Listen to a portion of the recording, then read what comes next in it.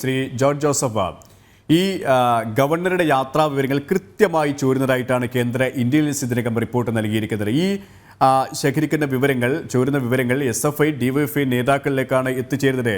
ഈ പാർട്ടി ആഭ്യന്തര വകുപ്പിന്റെ, പോലീസിന്റെ പാർട്ടി ബന്ധമുള്ള പാർട്ടിക്കാരായ പോലീസുകാരാണ് ഇതിന് പിന്നിലെന്നാണ് നമുക്ക് ലഭ്യമാകുന്ന സൂചനകൾ. ഈ ഒരു സാഹചര്യത്തെ എങ്ങനെ കാണുന്നു താങ്കൾ? എന്തായാലും നേരത്തെ ഒന്ന് ചോർന്നത് നമ്മൾ കണ്ടല്ലോ. അതെ, അദ്ദേഹം റൂട്ട് മാറിയിട്ടും അദ്ദേഹത്തിന്റെ യാത്ര ചോർന്നു. അദ്ദേഹത്തിന് 3 എയർപോർട്ടിൽ പോയപ്പോൾ 3 സ്ഥലത്ത് വെച്ച് അദ്ദേഹത്തിന് തടഞ്ഞു. റൂട്ട് മാറിക്കഴിഞ്ഞ് ഇത്ര പെട്ടെന്ന് എങ്ങനെയാണ് ഇവർക്ക് തടയാൻ പറ്റുന്നത് എന്ന് നമുക്ക് സംശയമായിരുന്നു. കാരണം അത് ചോർന്നത് തന്നെ. അതുകൊണ്ട് പാർട്ടിയോട് കൂടുതൽ താല്പര്യമുള്ളവര് ഇത് ചോർത്തി കൊടുക്കുന്നത്, അതെന്തായാലും അങ്ങനെയുള്ളവരെ കണ്ടെത്തി അവരെയൊക്കെ സംസ്ഥാനത്ത് നിന്ന് പിരിച്ചുവിടണം. ഒരു ഗവർണറുടെ, ഒരു മുഖ്യമന്ത്രിയുടെ യാത്രാ വിവരങ്ങൾ അത് ചോർത്തി കൊടുത്ത് അവർക്കെതിരായിട്ട് ത്രെട്ട് കൊണ്ടിരുന്നത് നല്ലതല്ല. ഭരണഘടനാ പൊസിഷൻ അനുസരിച്ച് ഇരിക്കുന്നവരാണല്ലോ ഗവർണറും മുഖ്യമന്ത്രിയൊക്കെ. അപ്പൊ അത് ഈ കഴിഞ്ഞ ദിവസം ഉണ്ടായത് നമ്മളെയൊക്കെ ഞെട്ടിച്ചു കളഞ്ഞത്. കാരണം റൂട്ട് മാറി സഞ്ചരിച്ചിട്ടും 3 സ്ഥലത്ത് യൂണിവേഴ്സിറ്റി കോളേജിന്റെ അവിടെ കഴിഞ്ഞിട്ട് MLA കോട്ടേജിന്റെ അവിടെ, പേട്ട, അതുപോലെ തന്നെ കവടിയാർ ഭാഗത്ത് 3 സ്ഥലത്താണ് തടഞ്ഞത്. അതെന്തായാലും ഒരു റിസ്കി ആയിട്ടുള്ള മാറ്ററാണ്. അതിന്റെ ഉത്തരവാദിത്വം എന്താണെന്ന് ഇവർക്ക് അറിയത്തില്ല. ഗവർണർക്ക് എന്തെങ്കിലും പരിക്കേൽക്കുകയോ എന്തെങ്കിലും പ്രശ്നം ഉണ്ടായിട്ടുണ്ടെങ്കിൽ സംസ്ഥാനം വേറെ നിലവാരത്തിലേക്ക് മാറും. അതൊക്കെ അവർ ചിന്തിക്കണം. അതുകൊണ്ട് ആ ഒരു പോസ്റ്റ് ഏതാണെന്ന് കണ്ടെത്തണം. ഈ 2 കേസിലും ഗവൺമെന്റ് അത്യാവശ്യമായിട്ട് ഇന്റർഫിയർ ചെയ്തിട്ട് അതിൽ DGP അത് എങ്ങനെയാണ് ചോർന്നത്, ആര് മുഖേനയാണ് അത് എത്തിച്ചത്, അത് കംപ്ലീറ്റ് ആ ദിവസത്തെ. പക്ഷേ ശ്രീ ജോർജ് ജോസഫ്, ഇവിടെ ഈ DGP തന്നെ പറഞ്ഞിരിക്കുന്ന ഒരു കാര്യമുണ്ട്. പോലീസിന്റെ വീഴ്ച മറയ്ക്കാനുള്ള DGPയുടെ ഒരു പ്രതികരണം ഉണ്ടായിരിക്കുന്നത് ഈ ഗവർണർ സുരക്ഷാ ലംഘനം നടത്തുന്നുവെന്നാണ്.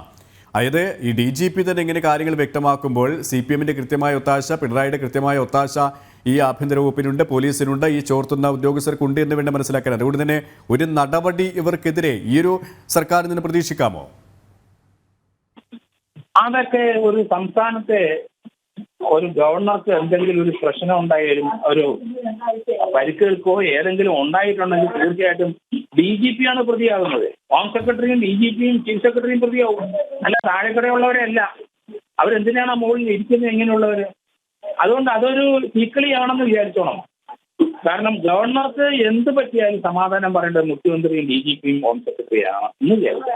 അത് നിസ്സാര കളിയല്ല. അത് അവരെ പ്രതിയാക്കിയാണ് കേസെടുക്കേണ്ടി വരുന്നത്. അതുകൊണ്ട് DGP എന്നുള്ള പോസ്റ്റൊക്കെ അവിടെ കയ്യിൽ ഇരിക്കുകയുള്ളൂ. അതുകൊണ്ട് അത് വളരെ സൂക്ഷിക്കണം സംസ്ഥാനത്തെ പോലീസ് മേധാവികൾ. ഭരണഘടനാപരമായ പോസ്റ്റിൽ ഇരിക്കുന്ന ഇന്ത്യൻ പ്രസിഡന്റ്, ഗവർണർമാര്, അവരൊക്കെ യാത്രകളെ യഥേഷ്ടം മുന്നോട്ട് അവർ യാത്ര ചെയ്ത് പോകും.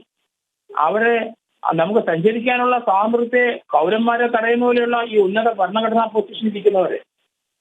അപ്പൊ അതുകൊണ്ട് അത് നിസ്സാരവൽക്കരിക്കരുത്. അത് തീർച്ചയായിട്ടും അത് ട്രേസ് ചെയ്യണം, കണ്ടെത്തണം, അവർക്കെതിരായിട്ട് നടപടി എടുക്കണം.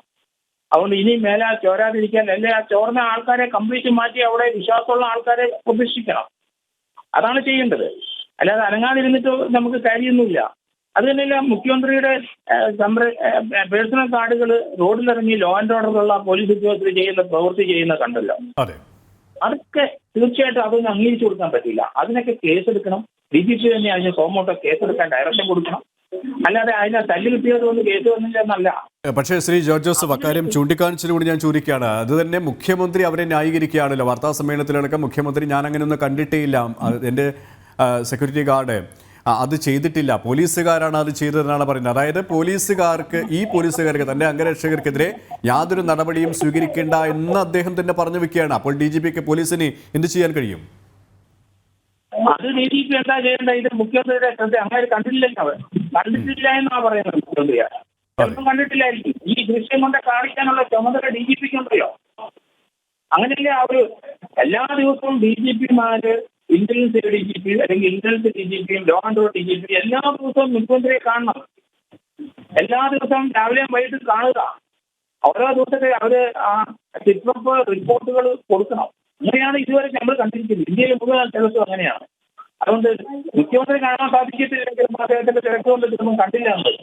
അത് ഇത്രയും ദിവസമായിട്ട് കണ്ടില്ല എന്ന് പറയാൻ മുഖ്യമന്ത്രി ഇപ്പോഴും പറഞ്ഞുകൊണ്ടിരിക്കുകയാണ്. ഒരു കേരളത്തിലെ 3,30,00,000 ജനങ്ങൾ കണ്ടിരിക്കുന്നു. അപ്പൊ അതുകൊണ്ട് BJP അത് മുഖ്യമന്ത്രിയെ കാണിക്കുന്ന ദൃശ്യം കൊണ്ട് കാണിച്ചിട്ട് എന്ത് നടപടി സ്വീകരിക്കണം ചോദിക്കണം. അങ്ങനെയാണ് ചെയ്യേണ്ടത്. അല്ലാതെ രാഷ്ട്രീയമായ കോറോ ചായോ ഒന്നും അല്ല. അവര് പ്രതിയായി പോകും. ഇന്ത്യയിലെ പല സംസ്ഥാനങ്ങളിലും BJP പ്രതിയായിട്ടുണ്ട്. അത് മറന്നുപോയത്. യെസ്, വളരെയധികം നന്ദി ശ്രീ ജോർജ് ജോസഫ് ഈ ഒരു സമയം ഞങ്ങളോട് സഹകരിച്ചതിന്.